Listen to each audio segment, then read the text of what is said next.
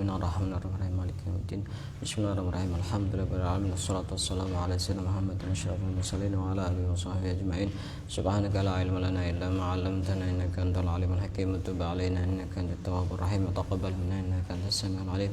Qala rabbi shrah li sadri wa yassir li amri wahlul 'uqdatam min lisani yafqahu qawli.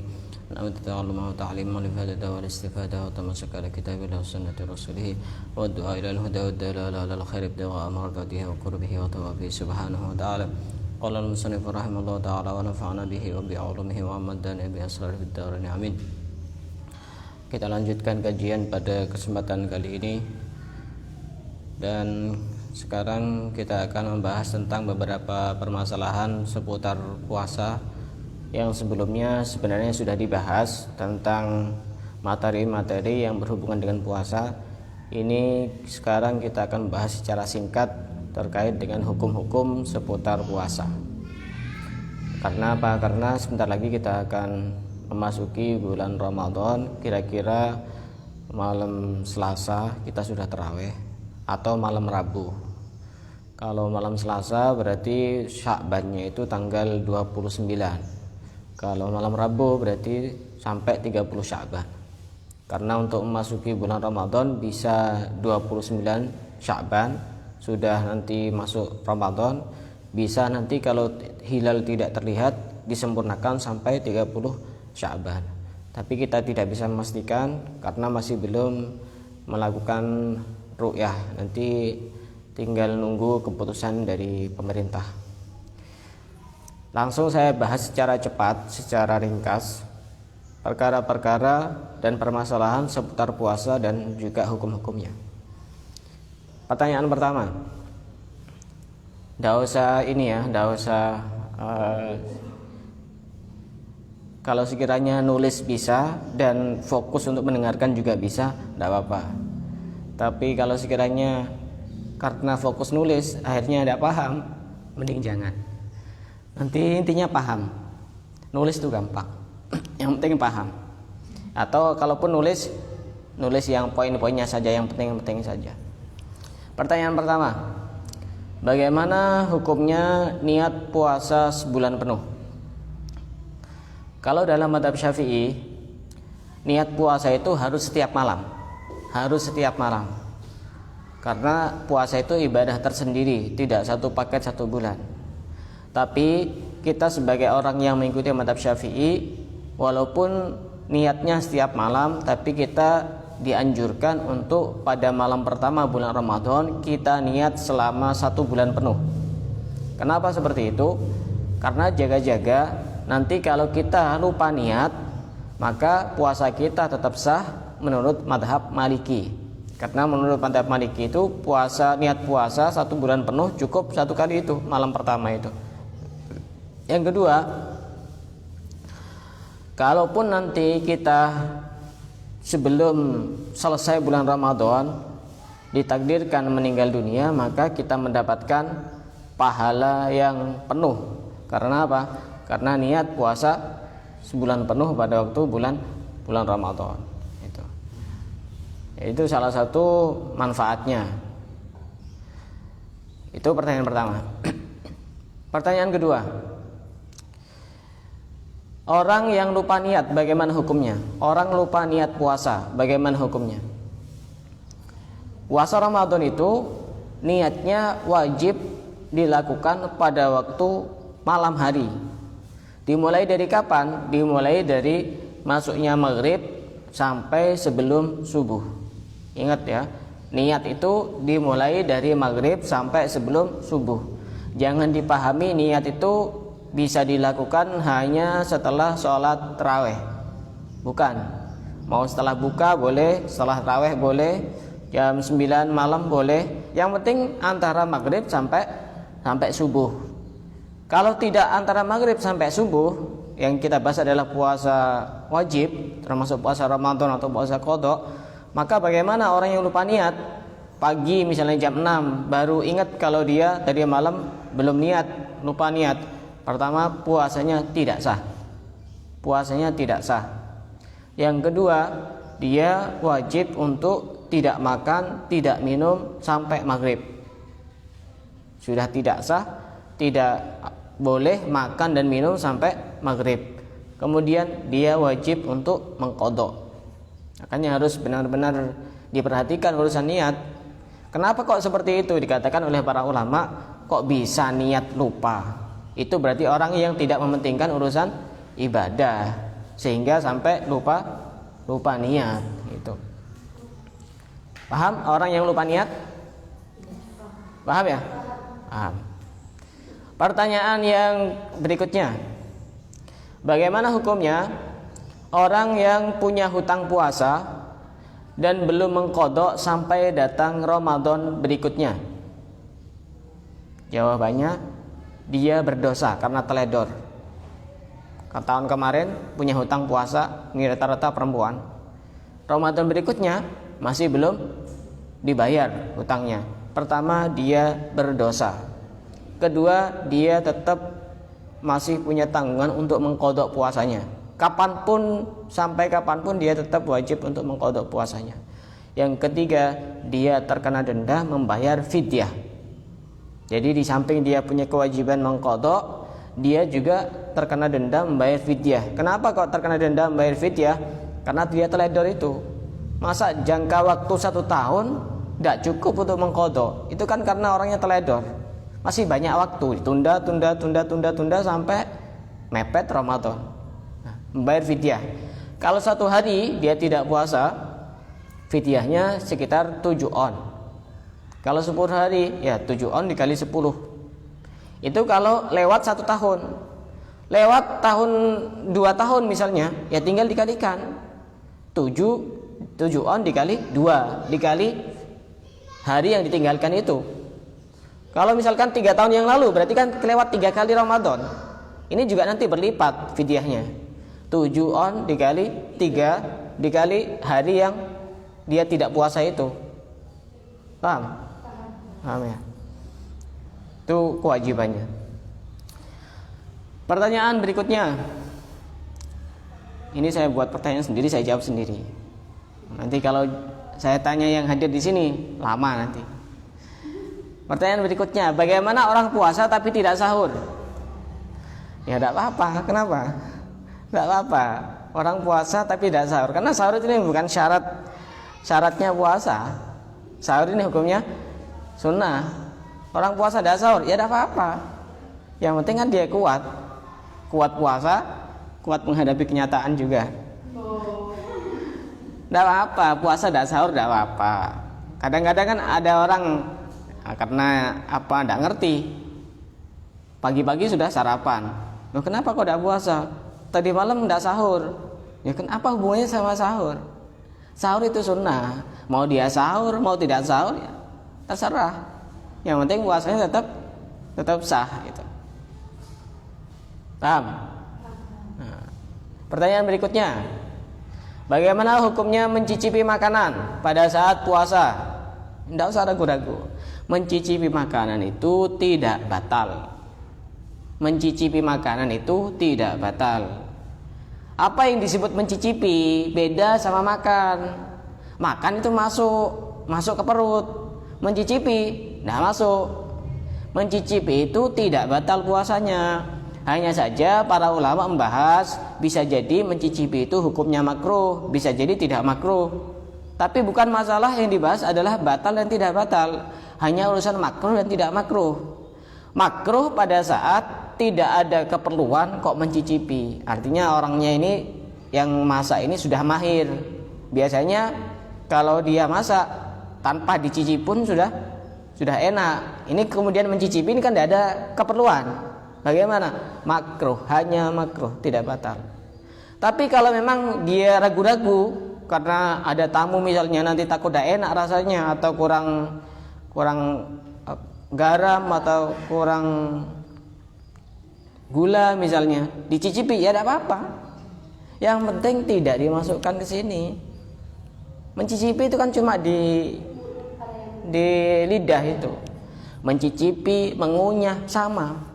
Apalagi ibu-ibu yang punya anak kecil harus mengunyahkan makanan kepada anaknya. Tidak apa-apa mencicipi, mengunyah, yang penting jangan dimasukkan. jangan ditelan. Kalau ditelan itu bukan namanya mencicipi. Masa mencicipi soto ada irisan ayam masih dimasukkan satu, kan cuma satu sedikit, batal, tetap batal.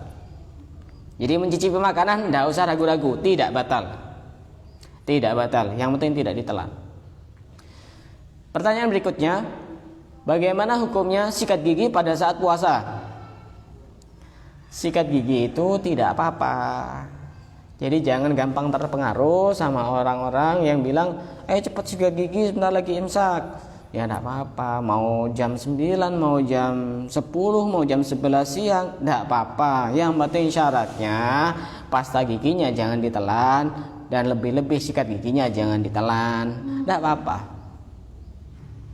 Hanya saja di sini ada pembahasan, kalau sikat giginya setelah duhur ada dua pendapat, tapi ini bukan urusan batal dan tidak batal. Menurut Imam Nawawi tetap tidak makruh walaupun sikat gigi setelah duhur. Walaupun menurut pendapat ulama yang lain makruh kalau setelah duhur. Jadi kalau pengen cari aman, biar tidak masuk di dalam perbedaan pendapat para ulama ini, kalau sikat gigi jangan sebelum duhur gitu. Jangan sebelum duhur. Jam 9 tidak apa-apa. Misalnya jam 9 ada acara, malam waktu sahur saya belum sempat untuk sikat gigi. Ya kasihan nanti kalau pertemuan bau mulut. Ya tidak apa-apa, sikat gigi aja. Tidak apa-apa, yang penting jangan ditelan. Paham? Pertanyaan berikutnya, bagaimana hukumnya mandi pada saat puasa atau keramas pada saat puasa? Dilihat dulu mandi dan keramasnya. Kalau mandi dan keramasnya ini adalah mandi dan keramas yang dianjurkan di dalam agama, di dalam syariat, ma'murun bihi, diperintahkan. Contohnya mandi sunnah, mandi mau sholat Jumat misalnya, atau mandi wajib misalnya karena junub misalnya. Kemudian kemasukan air dan tidak disengaja, maka tidak batal puasanya. Kalau mandinya mandi sunnah atau mandi wajib. Tapi kalau mandinya itu mandi biasa seperti kita mandi sehari-hari, kemudian ada air yang masuk, mau lewat telinga atau lewat hidung atau lewat mulut misalnya, walaupun tanpa disengaja batal puasanya. Walaupun tanpa disengaja batal. Makanya harus hati-hati. Kalau puasa mandi harus hati-hati. Kalau mandi biasa harus hati-hati. Walaupun tanpa disengaja tetap batal puasanya kalau ada air yang masuk. Berarti kan dia nanti tetap wajib qadha puasanya, kan kasihan. Harus benar-benar hati-hati. Mandi biasa atau mandi keramas, tapi dia keramasnya keramas biasa karena biar seger gitu. Bukan karena keramas karena dia mandi wajib, mandi junub atau mandi dari haid, bukan. Tapi keramas biasa. Ketika ada air yang masuk maka batal puasanya. Ketika mandinya pakai disiram seperti ini. Kalau mandinya sambil menyelam di laut misalnya, itu sebagian pendapat ada yang mengatakan langsung otomatis batal. Kalau mandinya pakai ini kepalanya masuk ke air itu otomatis batal. Ada juga pendapat yang mengatakan kalau dia tahu kebiasaannya bahwa walaupun menyelam tidak ada air yang masuk, ya tidak apa-apa. Tapi kalau ada air yang masuk tetap batal gitu. Kemudian pertanyaan berikutnya, bagaimana hukumnya berkumur-kumur saat puasa? Ini juga jawabannya sama seperti hukumnya mandi atau keramas. Kumur-kumur ini juga ada yang kumur-kumur biasa, ada yang kumur-kumur yang diperintahkan. Kumur-kumur yang diperintahkan apa contohnya? Kumur-kumur seperti sebelum wudu, atau di mulutnya ada najis. Berkumur-kumur ini diperintahkan. Kalau kumur-kumurnya ini diperintahkan, kemudian ada air yang masuk, maka selama tidak disengaja tidak batal puasanya.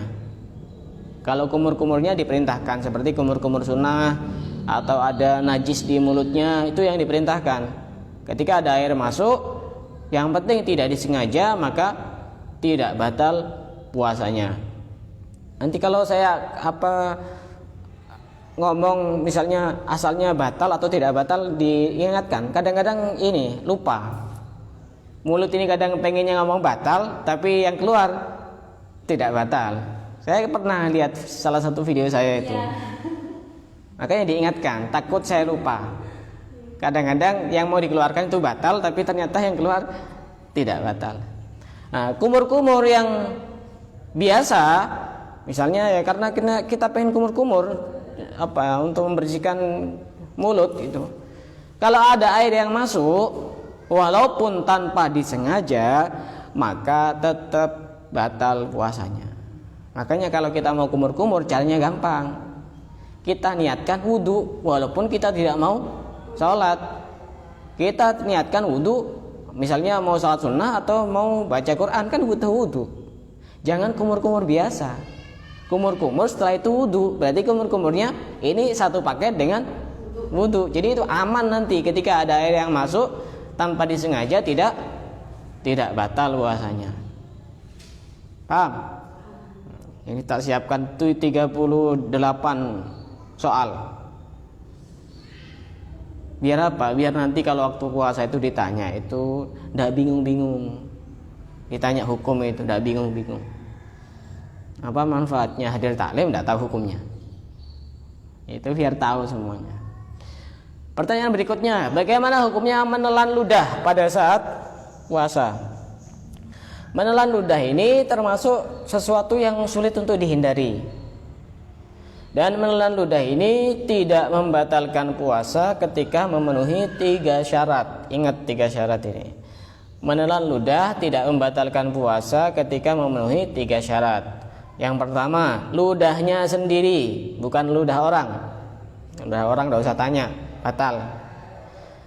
Kedua, ludahnya masih berada di area mulut, di dalam mulut. Kalau sudah dia di luar mulut misalnya di bibir ini sudah berada di area luar mulut, kemudian dimasukkan lagi, batal.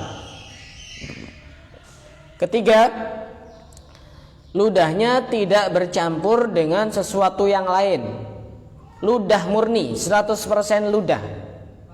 Kalau ludahnya bercampur dengan permen, ditelan, batal. Ludahnya bercampur dengan daging, telan, batal. Ludahnya bercampur dengan sisa-sisa makanan, batal karena bercampur dengan sesuatu yang lain. Paham? 3 syarat. Kalau ndak ada 3 syarat itu, keluar dari 3 syarat itu ya tidak apa-apa. Mengumpulkan ludah sebanyak apapun di mulutnya, ditelan ya tetap tidak apa-apa. Karena memang mau puasa mau tidak puasa ini ya susah untuk menghindari menelan ludah ini. Karena otomatis biasanya ketelan sendiri menelan ludah. Pertanyaan berikutnya, bagaimana hukumnya menggibah pada saat puasa? Apakah puasanya batal? Puasanya tidak batal, tapi pahalanya hilang, tidak mendapatkan pahala. Ya kan percuma. Puasanya sah, tapi tidak mendapatkan pahala. Ibarat orang kerja itu dianggap masuk, tapi tidak dikasih gaji. Kan percuma. Masuk tiap hari, dia cuma sekedar setor absen, dia masuk, tapi tidak dikasih gaji. Apa manfaatnya? Nah gitu, orang ghibah. Bagaimana hukumnya berbohong pada saat puasa? Apakah puasanya batal? Sama, puasanya tidak batal, hanya saja pahalanya hilang, tidak mendapatkan pahala berbohong. Karena ini termasuk perkara-perkara yang bisa menghilangkan pahala puasa. Bagaimana hukumnya mengadu domba pada saat puasa? Sama dengan ghibah dan berbohong. Puasanya tidak batal, hanya saja pahalanya hilang. Dia tidak mendapatkan pahala dari puasanya. Karenanya Rasulullah pernah bersabda dalam satu hadisnya, kam min shaimin laisa lahu min siyamihi illal ju'i wal 'atash. Banyak sekali orang yang berpuasa, dia tidak mendapatkan apa-apa dari puasanya kecuali lapar dahaga. Itu kenapa? Karena melakukan hal-hal seperti menghibah, berbohong, mengadu domba dan sejenisnya.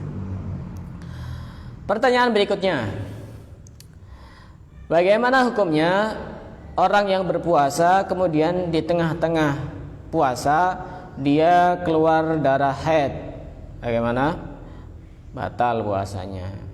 Walaupun keluar darah haidnya misalnya 5 menit sebelum berbuka puasa, ya otomatis batal puasanya dan dia nanti wajib untuk mengqadha. Atau di tengah-tengah puasa dia melahirkan, sama batal puasanya dan dia nanti wajib untuk mengqadha. Nifas juga sama, maka dia nanti wajib untuk mengqadha. Kemudian pertanyaan berikutnya, bagaimana hukumnya orang puasa di tengah-tengah puasa dia gila? Maka puasanya batal walaupun gilanya cuma sesaat, sebentar. Karena ini termasuk hilang akal yang tingkatan berat. Gila, batal puasanya. Pertanyaan berikutnya, yang penting kan ketika ditanya tahu batal atau tidak batal, intinya kan itu kan. Intinya batal pada batal. Kita bisa jawab batal, kita bisa jawab tidak batal. Yang penting itu intinya. Urusan alasan nanti kalau bingung ya tanya, tidak apa-apa. Bagaimana hukumnya pada saat puasa ada orang pingsan? Pingsan ini bisa membatalkan puasa ketika pingsannya sehari penuh. Artinya dari subuh sampai maghrib. Kalau pingsannya itu masih ada sadarnya, maka puasanya tetap sah.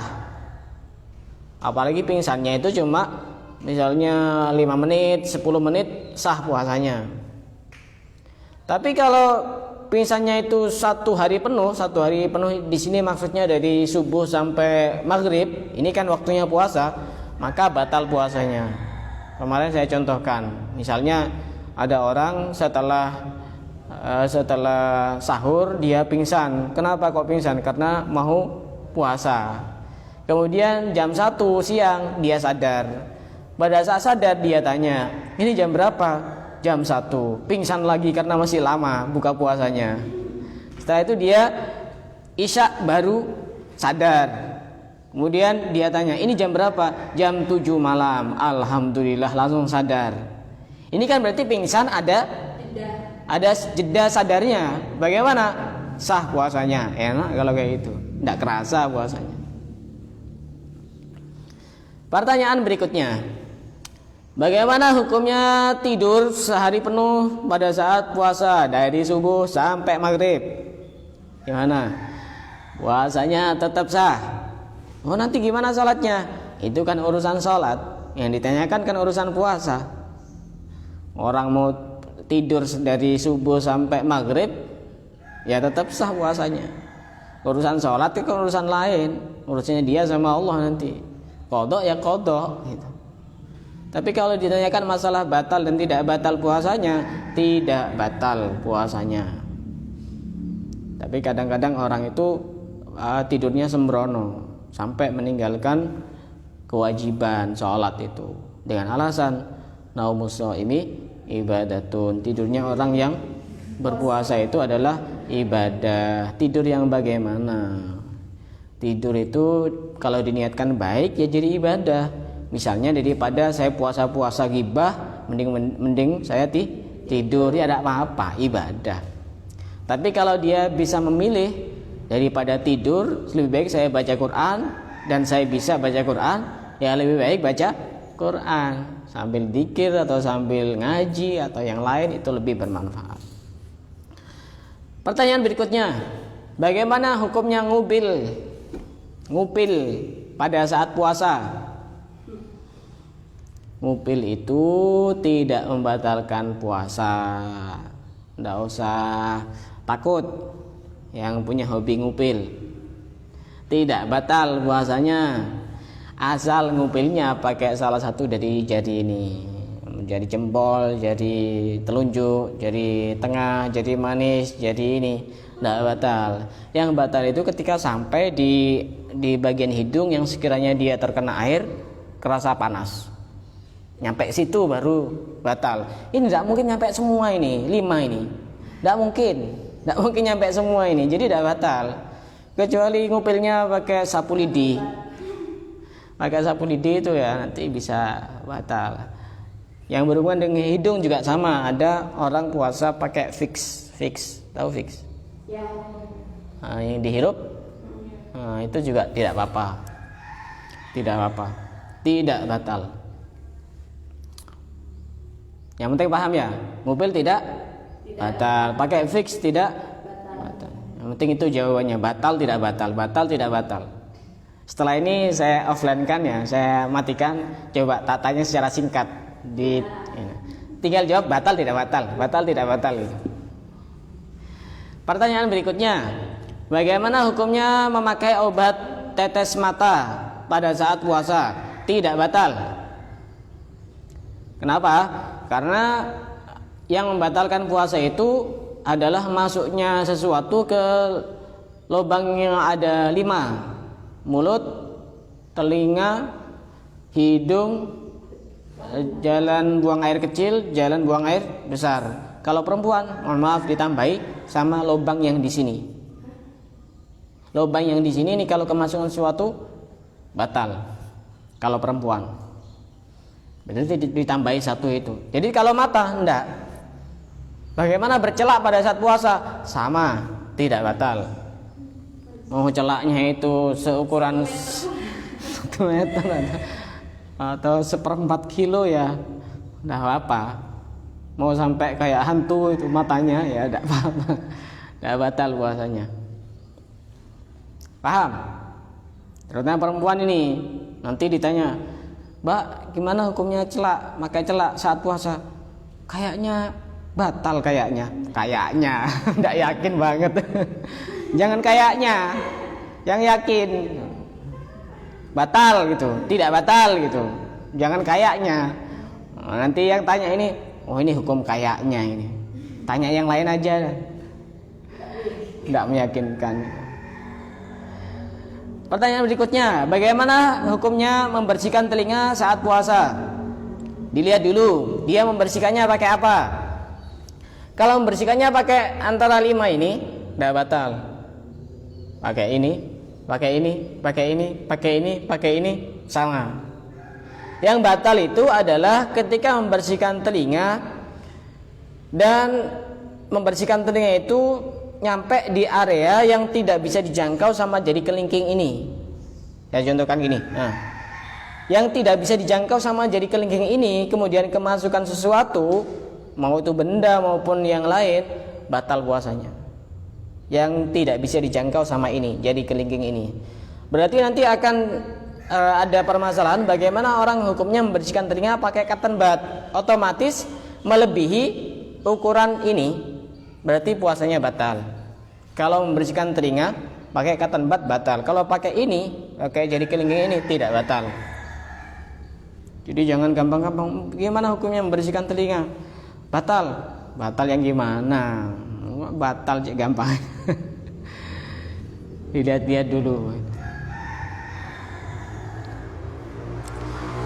Pertanyaan berikutnya, bagaimana hukumnya berhubungan badan pada saat puasa? Kalau berhubungan badannya malam hari tidak apa-apa, 100% halal. Dari maghrib sampai sebelum subuh itu tidak apa-apa. Yang ditanyakan pada saat puasa. Hukumnya pertama, dia berdosa walaupun kepada istrinya sendiri, apalagi kepada istri orang. Dosa kalau dia sengaja. Yang kedua, dia wajib qadha karena batal puasanya. Yang ketiga, dia wajib untuk membayar kafarah. Kafarahnya apa? Yang pertama, jika ada, memerdekakan budak muslim atau muslimah. Yang kedua, jika memang tidak ada yang pertama, ini harus berurut. Kalau pertama masih bisa, harus pertama. Yang kedua, puasa 2 bulan berturut-turut. Harus dua bulan berturut-turut. Kalau tidak berturut-turut tidak bisa. 1 hari saja bolong tanpa udur, maka harus diulang dari awal.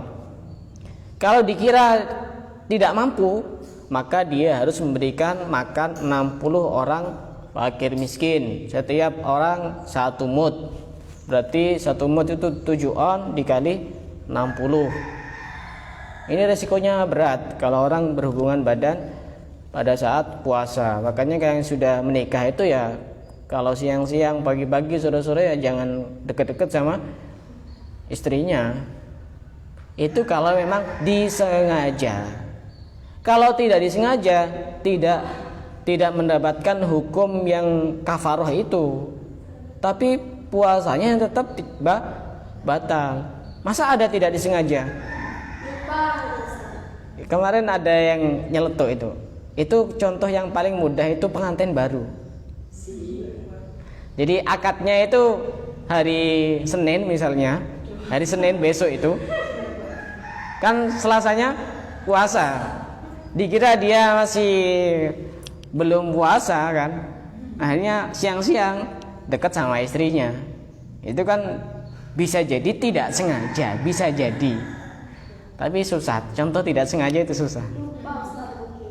Iya, lupa kalau dia sudah punya istri. Itu berhubungan badan baik dengan cara yang halal maupun dengan cara yang haram sama. Baik dengan cara yang halal dengan istrinya, atau dengan cara berzina juga sama hukumnya, atau dengan hewan juga sama hukumnya. Mau pakai jalan depan, mau pakai jalan belakang sama hukumnya. Sama-sama membatalkan puasa. Pertanyaan berikutnya, bagaimana hukumnya muntah pada saat puasa? Muntah kalau tidak disengaja tidak batal. Contohnya tidak disengaja, ya orang hamil itu dia sering muntah, atau orang naik kendaraan, dia mabuk kendaraan muntah. Kalau tidak disengaja maka tidak batal. Walaupun tidak batal, kewajiban yang harus dia lakukan setelah dia muntah itu wajib berkumur-kumur. Kenapa wajib berkumur-kumur? Karena muntahan itu hukumnya najis. Di samping itu, ketika dia tidak berkumur-kumur, nanti khawatir ada ludah yang tertelan. Kenapa kok ludah tertelan? Karena dikhawatirkan bisa batal, karena di situ ludahnya sudah bercampur dengan sesuatu yang lain. Sama kayak pembahasan yang ludah tadi itu, bisa batal. Tapi kalau muntahnya itu disengaja, otomatis puasanya batal. Rata-rata yang disengaja itu batal, rata-rata.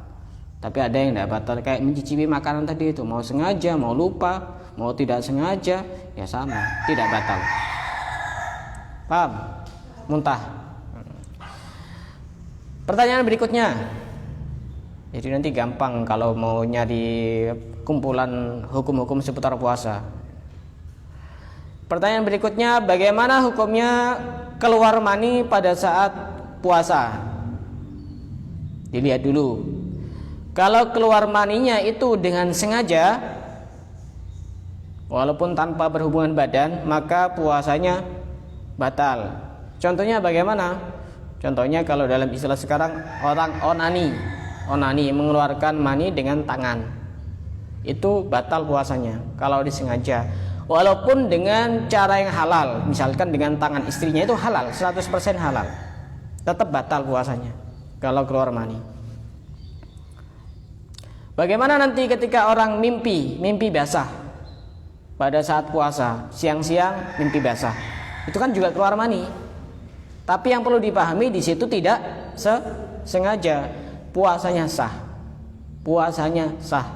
Orang mimpi basah pada saat puasa, puasanya sah. Kalau nanti ada yang tanya, nanti kan wajib mandi, nanti gimana kalau nanti ada air yang masuk? Kan sudah dijelaskan. Kalau ada air yang masuk tapi mandinya itu diperintahkan, ya tidak apa-apa, tidak batal. Yang penting tidak sengaja. Sama seperti orang berhubungan badan dengan istrinya, kemudian sudah masuk waktu subuh, belum sempat Mandi, ya tidak apa-apa. Masuk waktu subuh ya mandi, kemudian sholat subuh ya sudah, puasanya tetap sah. Puasanya tetap sah. Paham? Ini saya sengaja cepat biar ini tercukupi waktunya juga. Soalnya orang lihat video tuh kalau terlalu lama nanti juga ini bosan, kelamaan. Bagaimana hukumnya orang musafir yang tidak puasa? Dilihat dulu musafirnya, bepergiannya. Kalau bepergiannya itu dia sudah memenuhi syarat, misalnya jarak yang jauh minimal 82 km atau lebih, dan dia tujuannya baik, dan dia berangkatnya sebelum subuh, maka dia boleh untuk tidak puasa. Boleh untuk tidak puasa. Tapi ya tetap nanti wajib qadha. Kalau tidak memenuhi syarat itu, maka dia tetap wajib berpuasa walaupun sejauh apapun bepergiannya. Kalau tujuannya tidak baik ya tetap wajib puasa. Atau berangkatnya setelah subuh ya tetap wajib puasa. Kalau dia tidak puasa dia berdosa dan dia nanti wajib mengqadha. Kemudian yang berikutnya, bagaimana hukumnya wanita hamil atau menyusui? Apakah boleh untuk tidak puasa? Boleh. Walaupun sebulan penuh dia tidak puasa boleh. Jika khawatir terjadi sesuatu kepada dirinya atau kepada anaknya atau kepada kedua-duanya. Hanya saja nanti ada hukum yang lain terkait dengan wanita hamil atau menyusui. Masih ingat apa enggak? Kalau orang hamil atau menyusui dia tidak puasa karena khawatir akan dirinya sendiri, maka nanti dia wajib qadha tanpa bayar fidyah. Kalau dia tidak puasanya khawatir akan dirinya sendiri dan bayinya, sama hukumnya. Dia wajib qadha tanpa bayar fidyah. Ini yang beda. Kalau yang dikhawatirkan hanya janinnya saja atau bayinya saja, maka dia punya dua kewajiban. Wajib bayar qadha dan wajib bayar fidyah. Harus diingat-ingat. Jangan gampang langsung memutuskan hukum orang yang hamil atau menyusui. Tanya dulu, kenapa kok tidak puasa? Oh, saya khawatir anak saya tidak sehat. Oh iya, nanti wajib qadha dan wajib bayar fidyah gitu. Paham ya? Bagaimana hukumnya orang tua yang tidak puasa, yang tidak kuat untuk berpuasa? Dia cukup bayar fidyah saja. Qadhanya kapan? Sudah mati nanti orangnya. Ya wajib bayar fidyah saja kalau orangnya sudah tua. Kapan bayar fidyahnya? Ya setiap hari itu, pada saat puasa itu. Kalau masih belum mampu ya nanti bisa setelah bulan puasa juga tidak apa-apa. Yang penting dia wajib bayar fidyah. Bagaimana hukumnya orang yang sakit yang tidak puasa? Apakah dia nanti wajib mengqadha? Dilihat dulu. Kalau sakitnya ada harapan sembuh, maka dia wajib untuk mengqadha. Wajib bayar fidyah atau tidak? Wajib bayar fidyah atau tidak? Orang sakit yang ada harapan sembuh? Tidak wajib bayar fidyah. Kalau ada orang yang sakit tidak ada harapan sembuh, cukup bayar fidyah saja. Kapan qadhanya? Oh, tidak ada harapan sembuh. Kapan qadhanya? Oh, tidak ada harapan sembuh. Ya tidak wajib qadha, tidak wajib qadha puasa. Pertanyaan berikutnya, bagaimana hukumnya kemasukan debu pada saat di jalan waktu puasa? Tidak apa-apa, karena debu tidak ada yang nyari sasaran orang. Tidak apa-apa. Yang penting ini kemasukan, bukan memasukkan. Ya, kemasukan ke hidung atau ke mulut. Kadang kan ini orang pakai apa namanya? Debu itu kan kadang terbang gitu, pas masuk ke hidung atau ke mulut. Kan tidak mungkin debu itu sengaja untuk memasuki orang-orang tertentu kan? Enggak kan? Enggak batal. Bagaimana hukumnya kemasukan lalat waktu puasa, waktu nganga misalnya? Tidak apa-apa, karena juga lalat ini tidak mungkin juga menyengaja untuk masuk ke situ. Walaupun mulutnya sudah dibuka, yang penting dia tidak sengaja, memang lalatnya tiba-tiba masuk waktu tidur, pas mulutnya dibuka lalatnya masuk, ya tetap tidak apa-apa, tidak batal. Pertanyaan berikutnya, bagaimana hukumnya makan saat imsak? Gimana? Makan saat imsak itu tidak batal. Karena apa? Karena puasa itu waktunya dimulai dari subuh sampai maghrib, bukan dimulai dari imsak. Nyantai aja. Yang belum sempat sahur, imsak ya bangun sahur aja. Tapi kalau sudah sahur, itu memang afdolnya pada saat imsak itu sudah tidak makan, sudah tidak minum. Afdolnya seperti itu. Pertanyaan berikutnya, bagaimana hukumnya makan pada saat adzan subuh dan adzannya belum selesai, artinya makan sahur? Kenapa? Karena sebagian orang itu punya pemahaman kalau selama adzan subuhnya belum selesai maka masih boleh sahur. Ini pemahaman yang keliru. Karena apa? Karena ketika orang sudah adzan otomatis sudah masuk waktu subuh, berarti sudah masuk waktunya puasa.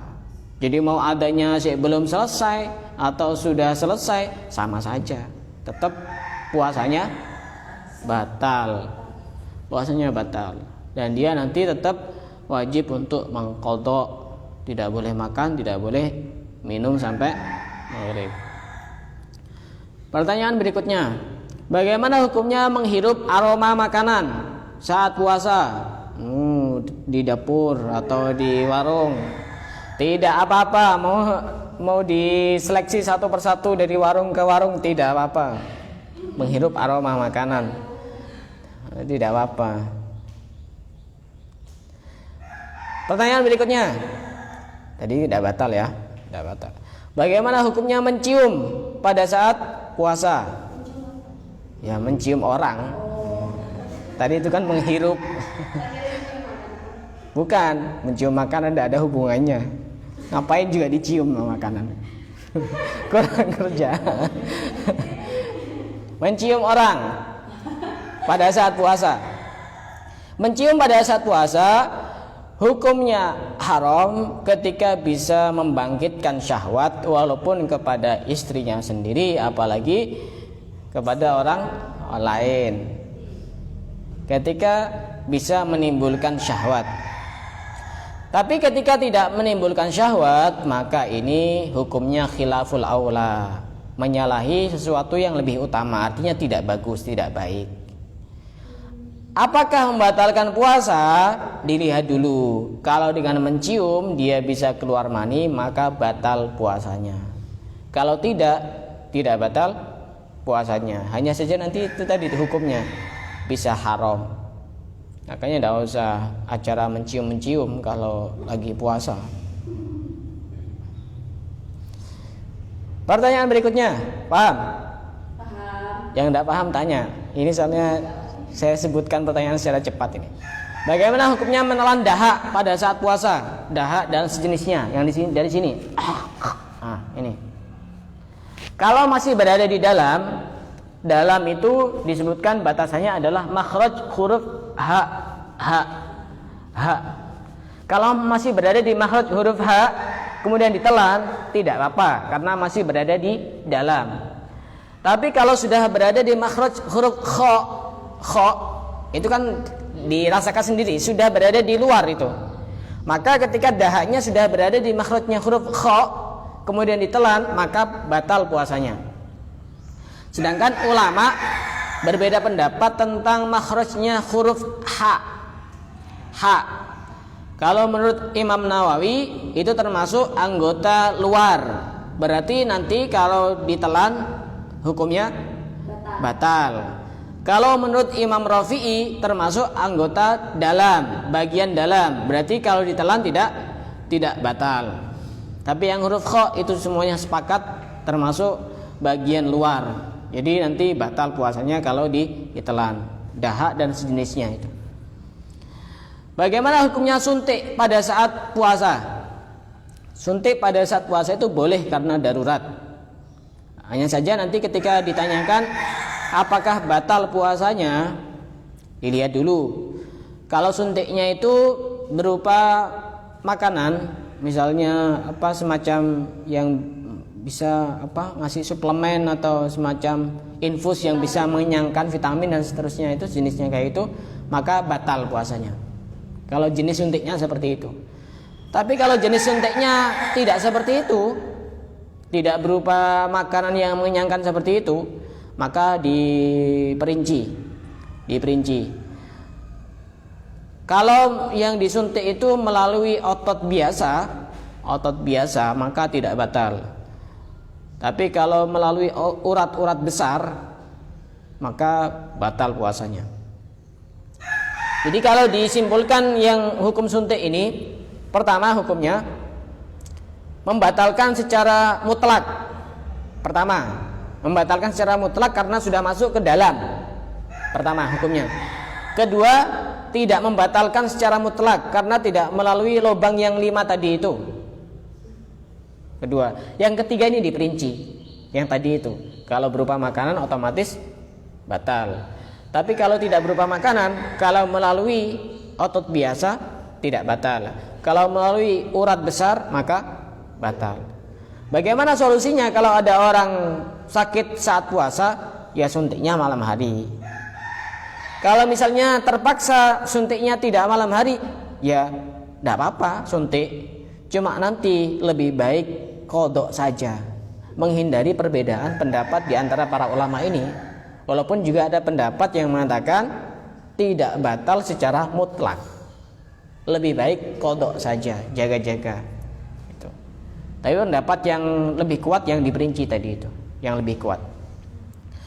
Pertanyaan berikutnya, bagaimana hukumnya perempuan yang minum obat penunda haid pada saat puasa biar bisa puasa sebulan penuh? Boleh, selama tidak membahayakan. Selama tidak membahayakan kepada dirinya sendiri. Siapa yang tahu? Tanya kepada yang sudah ahli. Tidak apa-apa. Barangkali malas mau nyaur gitu, mau bayar hutang gitu.